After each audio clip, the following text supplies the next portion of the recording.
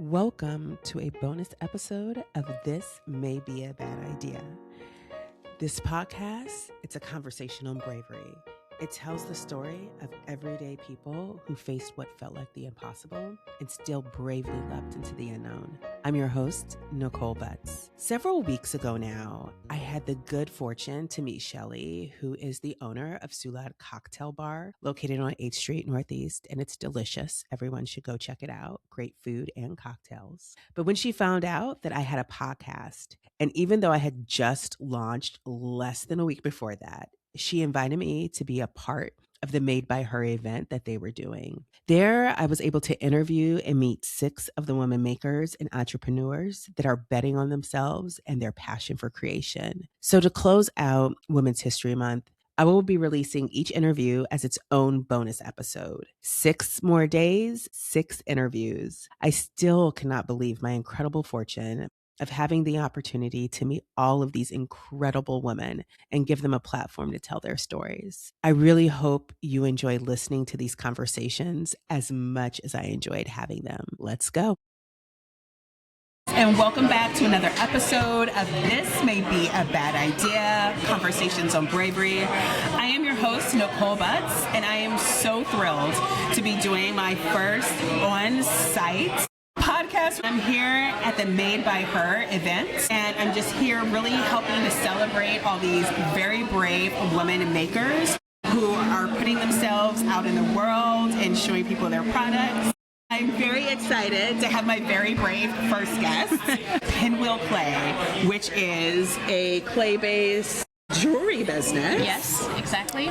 Also, a subcontractor for USA, so it's all just like tying in really nicely to all the things. Exactly. I'm so excited to have you, Ezra. Thank you so much for having me.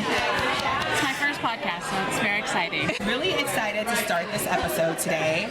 And we're going to be talking to Ezra a bit about her background and how she really got started, because this jewelry making is substantially different than work that you do at USA. So you have pivoted very hard. So start off just telling me, just in 1 minute or less, a little bit about yourself. Sure. So thanks again for having me. My name is Ezra Tay, and I am a co-owner of Pinwheel Clay. As Nicole mentioned, it's a woman-owned polymer clay handmade jewelry company, and I own it with my business partner, Maggie Land, who's not able to join today as she's traveling for work. But, you know, I work in international development. I work for a global health organization, and I started this business about 5 years ago, but I always was just fascinated with jewelry, and particularly earrings, and travel is something that I love to do. So that's kind of the inspiration a little bit behind the business. That is amazing. And the fact that you've been doing this for 5 years. Yes, yeah, 5 years in May. So that's amazing. It like pivot to our passion until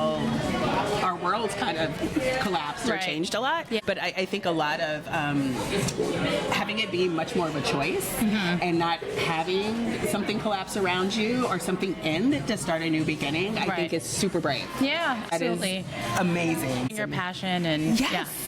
So many of us do not, I mean, I would have never, we were just saying, I would have never done this or found this except for the fact that USA disappeared. And then I was like, oh, I guess I need to find something that I'd like to do. What am I going to do? Right.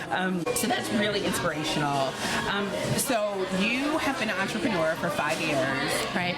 Over that time, what has been the hardest thing to overcome? What is the thing that keeps you up at night? Yeah, I mean, quite a lot. As a small business owner, there are so many hats that you have to wear, right? I think kind of the first challenge when Maggie and I decided to launch the business was just going for it, right? Just, you know, being brave enough to go ahead and, you know, file and create the business and, you know, create pieces, and it's kind of vulnerable, right? So you're making art, you're making jewelry, you're making things that are maybe subjective, right? And so when you're putting it out there for consumption and people, you know, gravitate or maybe not gravitate towards that style. So it's just like being vulnerable, put yourself out there, starting your business. So that's definitely the first, you know, challenge that we've had to overcome. You know, throughout the business, 5 years, you're still learning things every day. You know, I never thought I would be using QuickBooks, for example, or having to learn how to do product photography.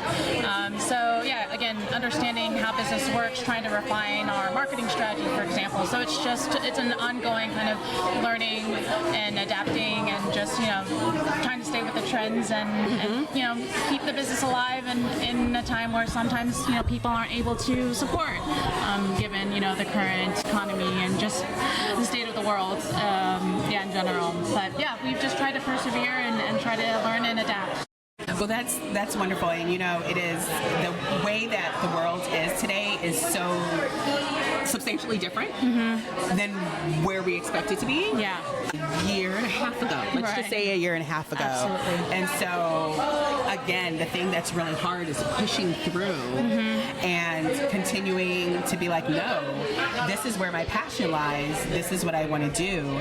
This is empowering for me.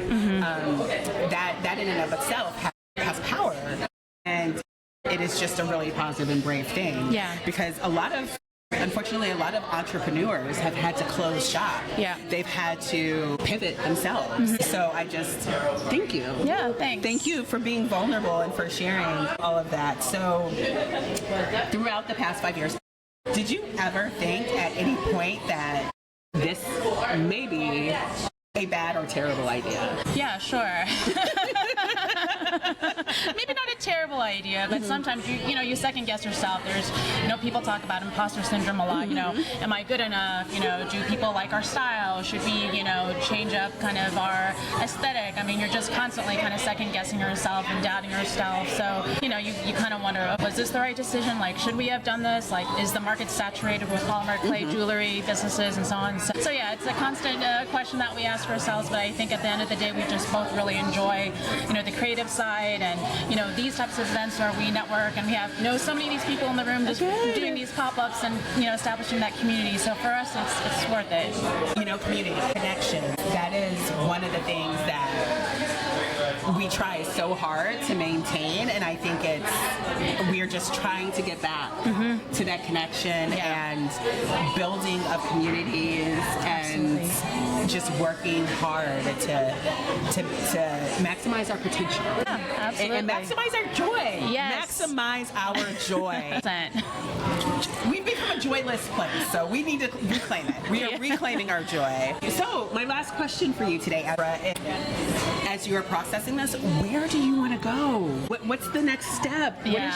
What is your dream? A year from now, 2 years from now? Yeah, it's a great question, and honestly, it's something that Maggie and I, my business partner, ask ourselves: where do we envision the business to be? We'd love to expand our reach and get our product in more markets and more areas. So just growth and more exposure, and dabbling into other products. We have a kind of small subset of offerings, but expanding that to maybe other products again would be great for us. So I think just any time we're growing and expanding is something we'd like to see for our business in the future. I love that.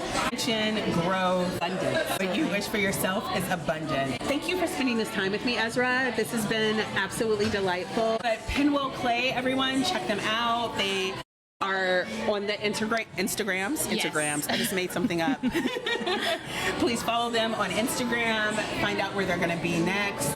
You have a website, I'm sure? Yes, pinwheelclay.com, and we are on socials at Pinwheel Clay on Instagram, TikTok, YouTube, Pinterest, all the things. So please give us a follow. Yeah, give a follow and show off your earrings right now that you're wearing. These are the Holland. They're beautiful. They're like this baby blue color with a flower, and it's super duper glittery inside for all of my fellow glitter lovers. It's bringing all the pop and the dazzle. Thank you again, Ezra. Thank you. You are so brave being my first person. Thank you for having me. This is fun. Definitely. All right. Thanks. All right. Thank you for listening to my first bonus episode. If you liked what you heard, please follow, like, leave a review, or subscribe. Thank you.